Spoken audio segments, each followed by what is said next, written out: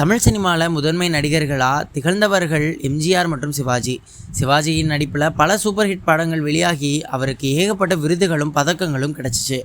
எம்ஜிஆரின் படங்களை பொறுத்த வரைக்கும் அவருடைய படங்களுக்கு முழுவதுமாக பாக்ஸ் ஆஃபீஸ் ஹிட்டுகள் தான் கிடச்சிச்சு. அந்த அளவுக்கு மாறி மாறி இருவரும் தொழில் முனையில் ஒரு பெரும் போட்டியாளர்களாக இருந்து வந்தாங்க.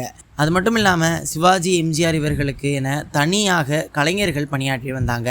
சிவாஜியின் படங்கள் பெரும்பாலும் மேஜர் சுந்தரராஜன், சவுகார் ஜானகி, முத்துராமன் போன்றவர்கள் தான் முதன்மை நடிகர்களாக பணியாற்றினாங்க. எம்ஜிஆரின் படங்களில் அசோகன், மனோகர் அவர்கள் தான் முதன்மை நடிகர்களாக பணியாற்றினாங்க.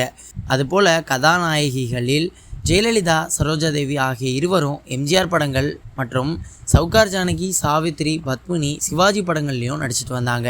இப்படி இருவருக்கும் தனித்தனி நடிகர்கள் பணியாற்றிட்டு வந்தாங்க.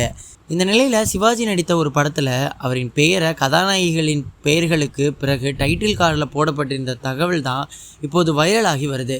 இரும்புத்திரை என்ற படத்தில் முதலில் வைஜெயந்தி மாலா மற்றும் சரோஜாதேவி இவர்களின் பெயர்களை டைட்டில் கார்டில் போட்ட பிறகு தான் சிவாஜியின் பெயரை போட்டிருப்பாங்க. அதற்கு காரணம் அந்த படம் பெண்களை மையப்படுத்தி உருவாக்கப்பட்ட படமா, அதனால் அவர்களின் பெயரை முதலில் போட்டிருப்பாங்க என சித்ரா லக்ஷ்மணன் சொல்லியிருக்காங்க. ஆனால் இது போல் ஒரு காரியம் எம்ஜிஆர் படங்களில் நடக்கவே நடக்காது என்றும் சித்ரா லக்ஷ்மணன் கூறியிருக்காரு.